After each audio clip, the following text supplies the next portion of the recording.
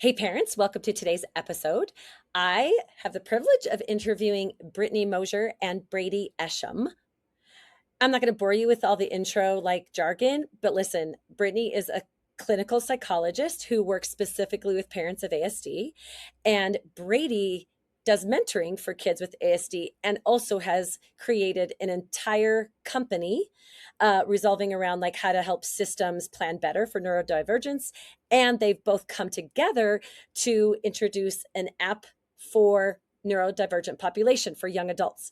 Now, listen, we had a fantastic conversation about how parents can help their ASD kids thrive. Brady gives great examples. Brittany has awesome information, and stick to the end because it is darling what happens. So just stick around because it's amazing. Okay, enjoy.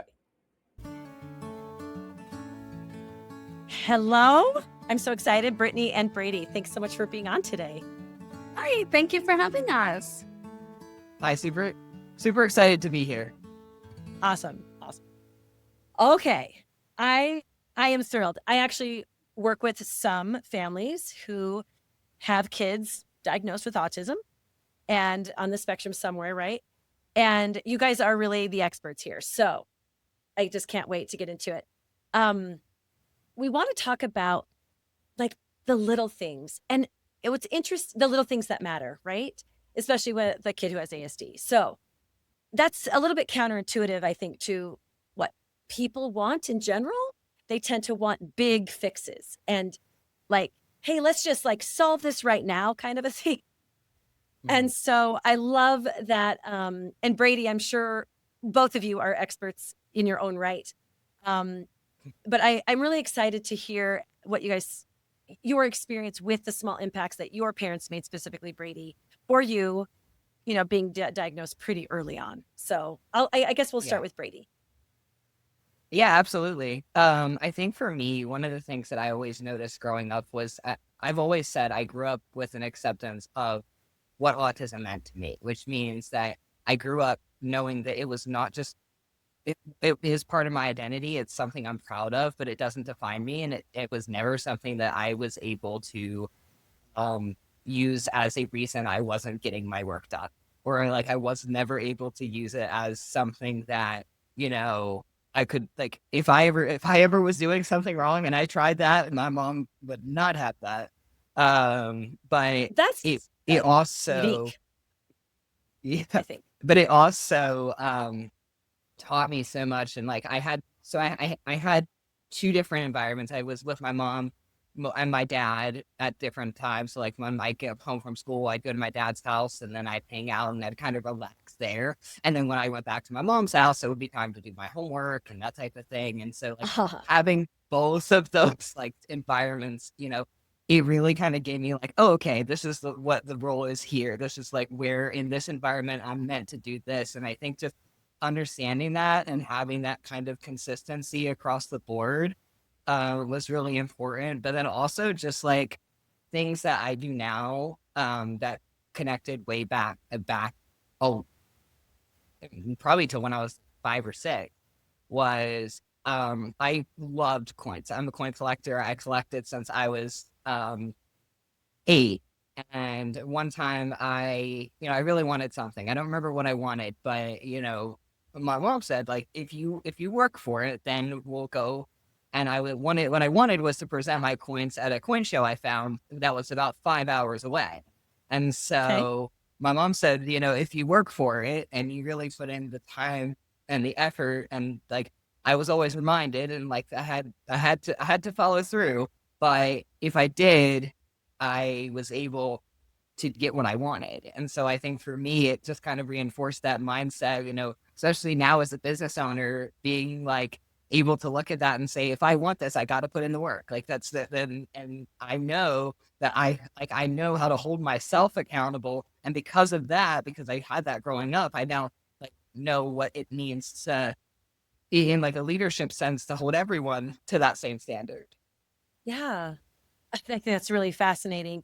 I think the parents that I've run into, no fault of their own, right? They're just doing all the best they can. But with the kids with ASD, there's a bit of a learned helplessness that parents tend to go for. So how well do you relate to that? No, you just mentioned how you definitely don't have learned helplessness, but have you seen that with families and with, kids with ASD, and like what are some of your thoughts about that?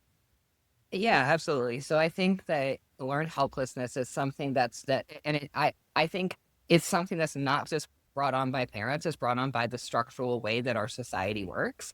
Oh, that's so For fair. example, Thank you. in schools, like with paraprofessionals, like I've had this conversation recently, and it's the idea that the para feels like their job is to do the work because they're not their role is not otherwise explicitly explained to them. And so because Ah, their role is not explicitly explained to them in that moment, they then do the work for the child instead of learning how to help that child grow. And so I think one of the biggest barriers across the board is access. Having all these different like resources that are not connected and that people don't really even know how to get contact with or to use. And in that kind of that kind of understanding, it's just really, really unique because the world is not structured in the way that would allow for people to get the most out of the resources they have. And so then it becomes something of Tao. And because it becomes that Tao, then people blame themselves. When people blame themselves, they become into like this, I just need to do the best I can. And those defenses kick in because there's fear. And so when there's fear, if we were to redesign how those infrastructure systems work, then we'd be able to say, okay, let's separate from what the environment that I'm facing versus what I'm choosing to do. ah, yes, yes, yes, yes. I love this. We are going to come back to that because I know that's like what you've created, right, in your business, and Yeah. I'm so excited to talk about that. And I love that because it's such a felt sense, right? Like, so I'm really excited to begin that. I also want to just go back to tell me some more experiences that you had with your parents, right? Or even anyone else in your younger life. And by the way, you're 20 something. Is that fair? I'm 23. Okay, okay. I'm just saying, so you getting diagnosed when you were 2 or 4, I mean, that was somewhat of a newer diagnosis. Is that true? Yeah. I was diagnosed when I was 2. Yeah. And it seems like so 20 years ago, not a ton of people were getting diagnosed, right? Yeah. Okay. So Yeah. the way that you speak about your parents kind of blows my mind that they would even know, um, not to, let you quote get away with, yeah, but I can't because I have ASD that you just spoke to. So would you share some more experiences just from your childhood about some things you felt like your mom did that helped or even Yeah, didn't help? absolutely. I think I think for me, so a little bit more about my story. So I had Yeah. regressive autism, which means I had a seizure and I lost the ability to speak. And I remember I was watching videos of when I was younger and I was doing all these different therapies. And, the one thing that I can say is that my mom does not give up.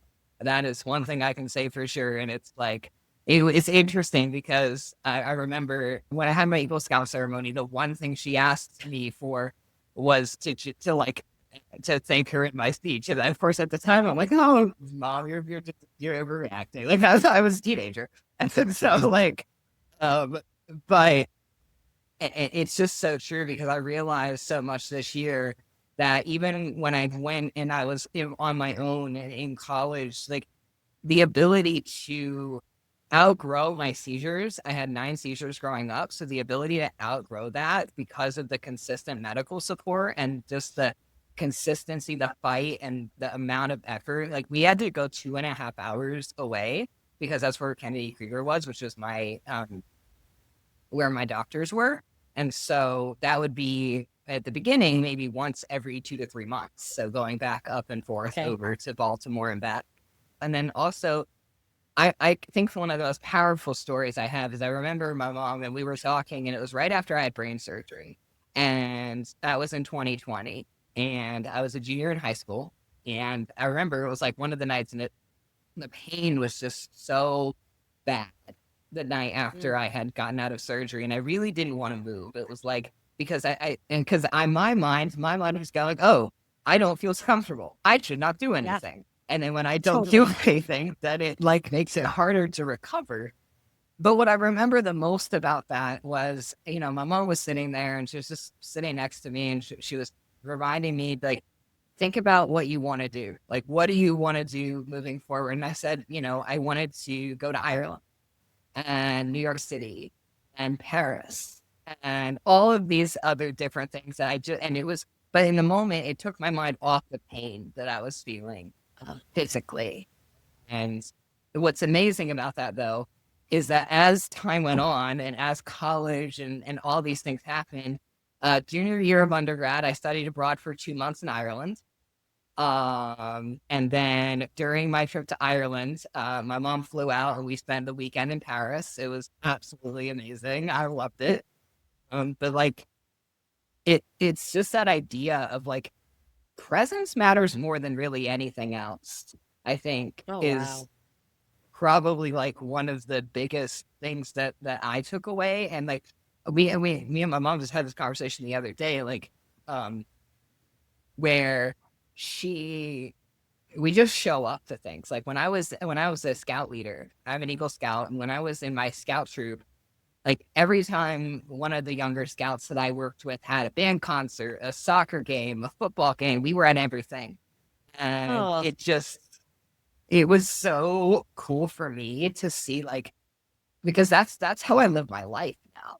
Like those are the things that I do that for everyone, because it's when I just like, and so when things don't align with that, and so I feel like I kind of get the idea of like the whole, like even in a deeper sense of like, but this is what the world's supposed to be. Like this is how we're supposed to experience life. oh, I love And that. then like, but then you realize that, like, this is what I think the world should be. These are the values. This is my moral compass here. But yet the world does not align with that moral compass. And now I'm trying to figure out, but wait a minute. But that's what I believe. But I can't do what I believe because this policy and because of this and because of all these other things. And it's like you just realize that if you focus on the things you can control and the things that you can't, become a lot less overwhelming. Right. But Yes, Brady, it's it sounds like your mom was she never limited your dreams ever. And in fact, it sounds like, based on any conversation you and I have ever had, that she always pushed you to dream. Diagnosis irrelevant, just Exactly. think big, dream big, and just achieve your goals. You are you. It sounds like the big push that she had for every interaction with you. Yeah, and I remember my mom always told me, like, as I was growing up, she's like, the one thing that, and she just kept saying, and I still remember, it was like the one thing that I wanted, that that she wanted for me, was to be authentic. And I feel like Mm. I do my best to do that every day. But I've seen her, like, my grandmother, my mom Debbie, she lived with us, and so she got diagnosed with Parkinson's at 60. I miss her every day. But I saw my mom not only take care of me, but take care of my grandmother, and then run around to make sure that everything else got done. And I'm like, and it just, it puts it into perspective a lot when I look back on it. And I'm like, wow, like I didn't realize it at the time, but like, that's a lot. Oh, yeah, that is a lot. Oh my goodness. Brittany, I'm so glad that thank you so much for jumping in. So Brittany works with families Mhm. with kids with autism, right? And for many years. So I I want to ask, like, you work with so many parents, and I don't know if this is true, but it feels like Brady's story is a bit unique in that his mom was so believing and so, like, dream big, and this doesn't have to define you. And I just think, wow, like, really, Brady, that's pretty incredible for your mother, which is great. She deserves some kudos, right? But Brittany, what are you finding with parents? Like, where's the struggle that you're seeing, that you're finding? And let's just start there. Yeah, I was thinking about this in the beginning about how you were talking about the small moments. And Yeah. I was thinking about some of the small moments that I had with parents, almost like from a different perspective, as if like I'm the parent giving the small moments and pouring those small moments into the parents of Yes. the kids with autism or our autistic students. And I was just thinking about like, what were some of the most meaningful moments? And sure, heaps of meaningful moments with the kids themselves and seeing their progress and just setting goals and implementing strategies that work, and all of those things are wonderful. None of that happens without a partnership with the families, because you have to continue whatever strategies you're implementing at home. But like some of the most impactful moments for me in I worked as a coach in schools all across Manhattan. And so I was a bridge between communicating with the families, communicating with the teachers, getting everyone on the same page, being in the classrooms and really involved. And part of it was the biggest struggle that I have seen across every single family. And I wonder if Brady's mom had this too, but we're only hearing Brady's perspective here, is taking care of yourself first and making sure that and this goes for any parent, for Yes, it any does. situation. It can be significantly harder if you have a neurodivergent child, because you have way different experiences and you have set different targets for yourself that you now need to change and alter and all of those things. But many of the experiences I had was truly just connecting with the families, human to human, making sure, usually it's mom, sometimes it's dad too, making sure that the parents are okay, making sure that they are working towards a path of acceptance of who their child is. And Brady, you're so lucky that it sounds like you had two really wonderful parents that just took it in their stride. And it's not that the parents I've worked with haven't taken it in their stride. I've just seen the perspective of them really working towards true acceptance and of, this is my child, this is our life. It's different to what I expected when I was pregnant with this baby, but here we are. And so I see them in that like that transitional journey stage, and that's the hardest part for so many people. And then once they've started to hear more positive things from other people about really nice characteristics about who their child is. You know, so much of it is, well, this is a deficit, this is a deficit, this is what they're going to struggle with, blah, blah, blah. And once they start having a positive partnership with a school system or just one person who accepts their child, sees their strengths, values them as a person, starts to talk positively about who their child is innately, not just the stereotypical things like, oh my gosh, they can already count to 100. You know, I think I would say, things like they're really kind to Yeah. all of their peers. Like I can see that today they were really watching out when so-and-so was upset. I saw that they noticed it, checked on that person. Those things happen, and they happen all the time. We know that autistic people are really sensitive and care deeply about other people to stereotype because there's some social skills difficulties or differences. But I think that just that the journey to acceptance, but then and checking in on the parents and being their partner, being those small moments like we're talking about of sharing the joy, sharing the positivity. You're not alone in this. We got you is some of the most impactful moments I've had in my career. And just developing those relationships with the families is just the best. That's the best part of the job. Yeah. yeah. Oh, I love will that. say Brady. one thing that reminds me of is like, when I was younger, so I would go to Baltimore every I think it was every 2 months, and then I would meet with Dr. Ewan, who was my neurologist at Kennedy Krieger. And every time we'd have an appointment, I'd always bring something. And I feel like this was probably one of the other things that really made me like, and maybe one of the ways that like my mom learned how to do it was that Dr. Ewan would always like have me bring something, and then he would spend the first, so let's say our appointment was 45 minutes. He'd spend the first 15 with me, and then he'd say, well, I have to go talk to your mom now. And I'd be like, and I, of course, me being 8, I looked at him and be like, oh, okay. Like, because for me, I'm like, well, because I thought what I was talking about was a lot cooler. And so, but it kind of like, but like, I think too, like one of the things that I noticed is that there was so many people, that supported me. And I think that like that's why, whenever I can give whenever I can support someone, wherever I can give advice or connections or mentorship or feedback or anything, I always do, because I know I've been given so much and I know how many people had to give to me to get where I am now. And so it pay that forward and I will always continue to pay it forward just because I think it's the most important thing we can do. Oh, I love that. And you do mentor, right?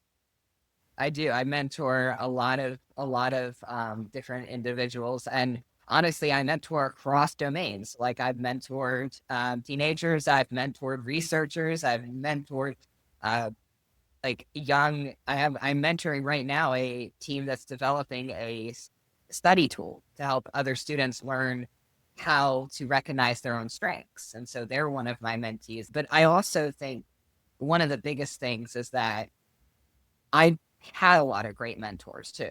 And so when I see a lot of great, and I can model it, and I'm like, oh, okay, I have a lot of people that I look up to. And then when I go out and I go into the world, I take a lot of what I see from them and like that modeling that they do, because it gives me that. And like a lot of times, like even the smaller thing. So for example, when I started my business, it was because my professor came over to me and I had some experiences at my prior university of really not having my ideas always heard.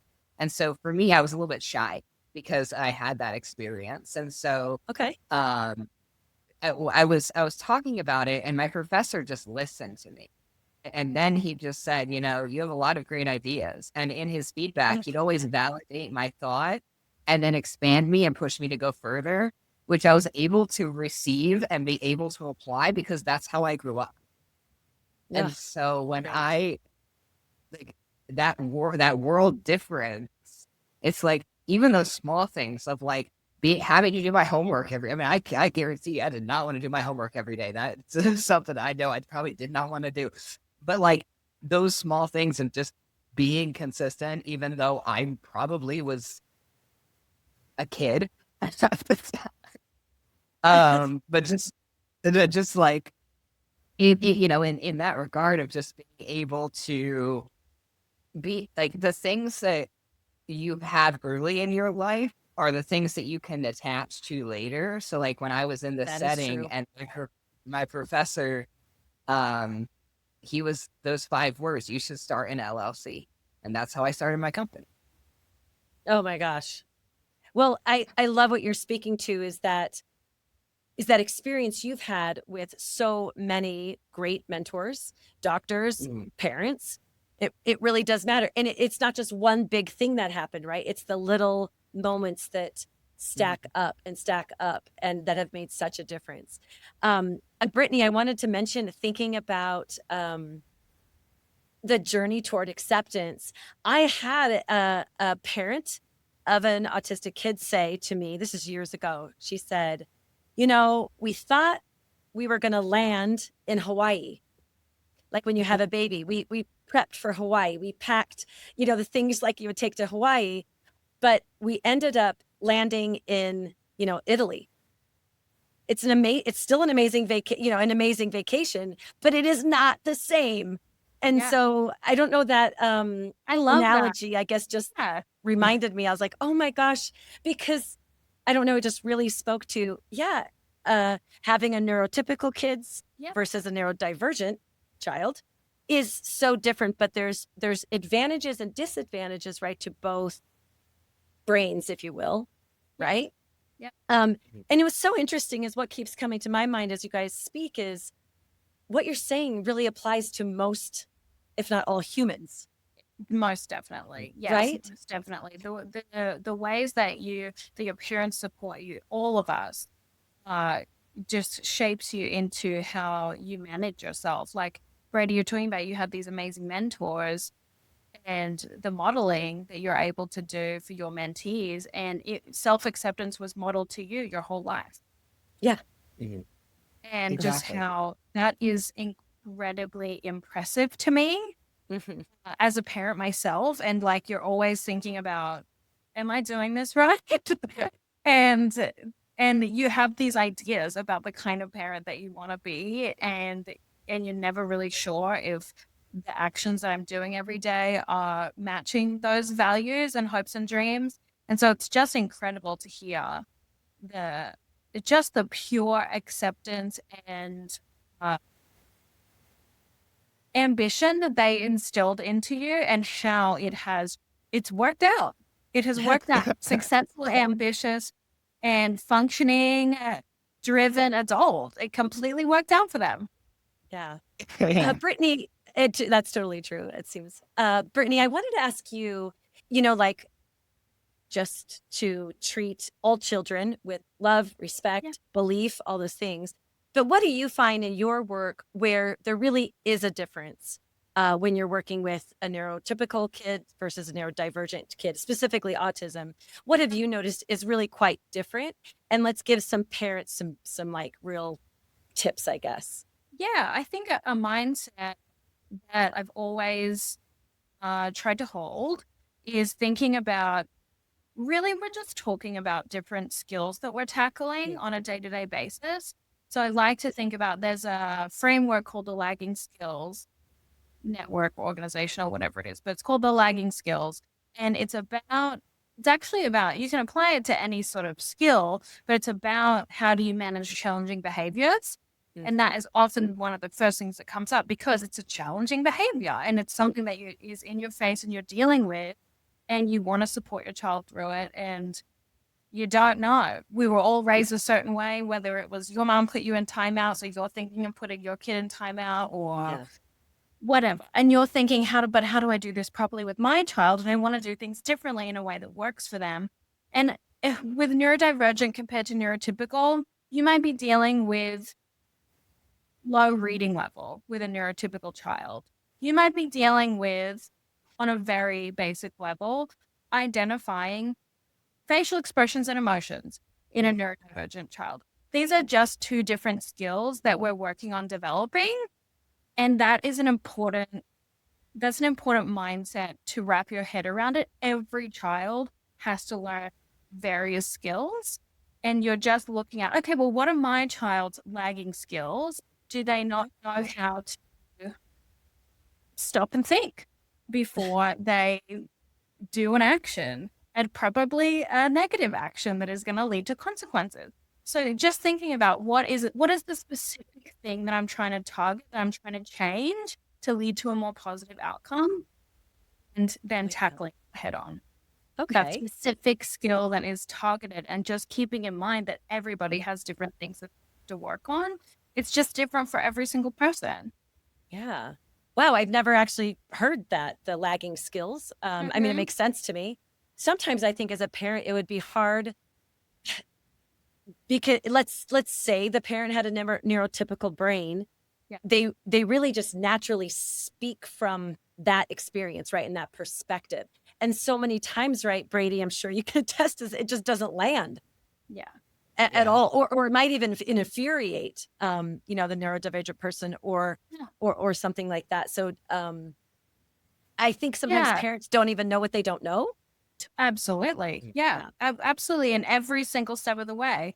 And with the lagging skills and the challenging behaviors framework, it's, if I'm remembering correctly, it's more about, it's kind of like drilling down what is the root of the problem, or what is the skill I'm trying to teach. But the challenging behavior shows up to identify, hey, there's a skill that we need to teach here. And eloping is a really good example. Like, a child runs away, and then we think, why are they running away? What is the skill that's missing here that's causing the behavior to happen? And that skill could be so many different things. It could be they're learning to like feel, communicate when they need to use the bathroom, or they're learning to handle doing a task that they don't want to do. They would prefer to play with this toy, but we're actually doing whatever we're doing. And so instead, the behavior is running away. So we're thinking about really drilling down. The behavior is popping up, and it's giving us an indicator about a skill that's missing there that we can teach into. And then that behavior just becomes an afterthought. Oh my gosh, I love that framework. It's just missing skills. Or And lagging, you said lagging. there's all of these really amazing free resources on it. It's called the Lagging Skills. If you Google it, it'll show up. And there's like a checklist that you can go through with a bunch of different challenging behaviors, and it'll help you work through, okay, but what's the missing skill gap here? Yeah. Resulting in this challenging behavior. It's more of it sounds like a negative approach because it's called the lagging skills. Right. It's actually a very positive approach to Yeah. skill building and just accepting that everybody just has different domains that they're working on. Yeah. Oh, And I I'm think- glad you said that because Yeah. it does seem like Yeah, it does sound very negative, but it's not. right. But I like And it it- because it's and like, I- oh, let's yeah. get information. Go ahead, Brady. And I think too, one of the things that I've always seen is that it's growth mindset is probably one of the most important things that like you can have, is because like one of the things that, you know, I grew up is because I remember I was at a Boy Scout summer camp, and I spent 20 minutes trying to figure out how to climb up this rock wall that had like this giant, like, it wasn't a traditional rock wall. You had to like jump, but I don't even know how to describe it, but it was like not a traditional rock wall. I'm like, so I just stood there. I'm like, how do I do this for 20 minutes? But again, it's like, because I relearned how to speak, and I had to go through all those steps and all those processes. And it was always told to me, like, we're here and we're not there yet. That yet is really important.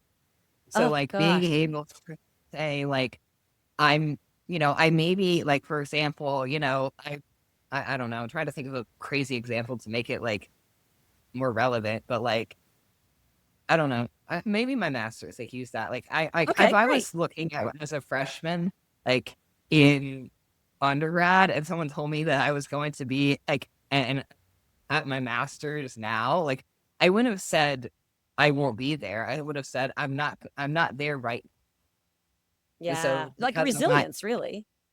Exactly. And just knowing it's that strengths-based mindset too. So like when you're teaching those skills that Britt was talking about, like making sure that they're centered either or in balance with a strength. And so that way it doesn't become so much of this like repeating narrative of like, oh, well, we're not meeting the level. It's, oh, we're good at this, but maybe this area is something that can be expanded upon and supported more. I think it honestly was Vincent van Gogh. There's a quote that I know, and he says, I'm always doing what I don't know how to do in order to learn how to do it. That just came to mind, of just this like idea that, well, I'm just not there yet. I just don't know it yet. Exactly. So, oh, I love that. Thank you for that. Okay, so you guys have created something really special. And so go ahead and explain. And I love that it came from your experience, right? It came from like, boy, we really want to create something that's not yet available. And so I love that. So who would like to start or introduce it? I can explain. So I have two other co-founders, Jamie and Becky, and earlier this year we launched a social app for neurodivergent adults. And so not in the kid realm, but in the adults realm. And it really is designed to foster acceptance, belonging, all of those things that Brady was just so lucky to naturally have. Yeah. And just a place for people to come together, create new friendships, romance, depending on whatever you're looking for, but truly just a place for neurodivergent people of all different diagnoses, intentions, to feel that sense of belonging and form new relationships with built-in social communication support if and when you want it. And Brady came on our team as our neuro-affirming architect. Brady, you've got a 4-word title. Can you refresh? Yeah, it's neuro-affirming systems architect. Yes, exactly. Oh, He has, since we've launched, he has been instrumental in helping us, and this is what his whole company is really based on, is creating just all of our processes, all of our communications with our members and potential members to make sure that we're truly coming from a place of with for neurodivergent people in mind. And we've recently launched, like for our new members, the thing called the Founders Circle, where we can incorporate their voice more as we continue to build and develop and refine the. And he has just been instrumental in helping us form survey questions and conducting interviews with people and just communicating more effectively with our membership base. And it's just been wonderful to have him on board with us, and we've gained so many new different perspectives. But yeah, for any of your listeners out there and you have adult neurodivergent children, because they'll always be your babies, and you're thinking that could be if they're experiencing loneliness, or you just feel like maybe they're looking for an online space that could be exclusively for them. It could be a good resource. I'm not trying to sell it or plug it. I really truly believe in this as a visual support, more or less, that can help people with their sense of belonging, acceptance, social life, all of the above. Right. And just building a community where they feel accepted and belonged. And like we're just talking about, like that journey to acceptance. Yeah. And there's just nothing like having a peer to relate to, you know? Well, I was recently at a conference. It was called Neurodiversion. It was in Austin, Texas. And we had a booth there promoting Synchrony. And it was Which is the app's name. Sorry. Yes, Synchrony. You can find us, joinsynchrony.com. But we had a booth there and we were promoting it. And I have never seen a conference do it so well, where it was such a positive, fun environment. Everybody there, it just permeated. People had traveled from so far to go to this conference. And everyone we spoke to was just like, it's just so cool. Just so cool that everybody here is just like, we're just like each other. And like, you could just feel the togetherness in the room. And that conference is what we would love to incorporate or somehow get that vibe across within Synchrony, because it is so important and special when that sense of belonging happens, and you can feel it when it's genuine and authentic and true. And yeah, just that sense of, oh my gosh, there's other people like me is really important.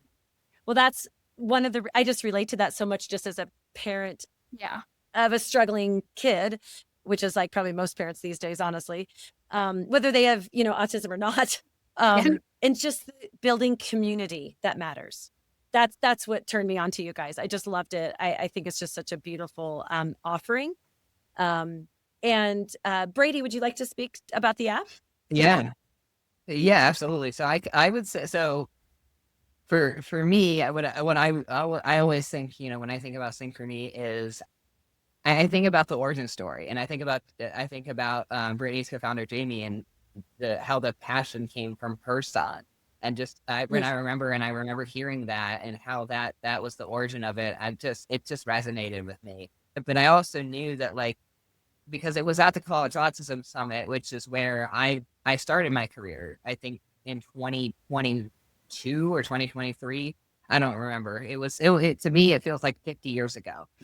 But it feels like it was so long ago, because I'm like, I don't even remember what happened yesterday, because I have so many different things that I'm working on.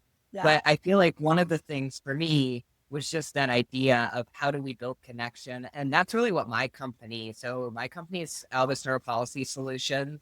We are a full systems consultancy firm. So we work at the intersection of business, higher education, research, and figuring out how to tie that community sense of like everyone else to that core that core business model, because really and this is different than the app, right? I just have to say there's a separate thing, because that's why they pulled you in, because you have your whole another company that you've created and are building. So I just felt like the audience needed to hear that. Yeah, exactly. That's a good clarification. So please go on.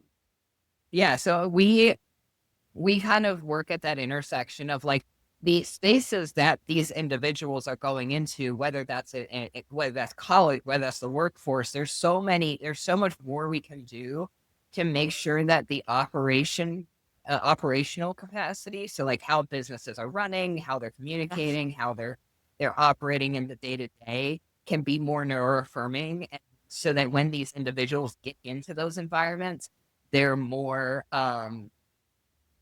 prepared, because the environment has already been thought through to accommodate not only them, but everyone, because we all can benefit from these enhancements or these modifications or these changes in our own behavior that make our environment stronger.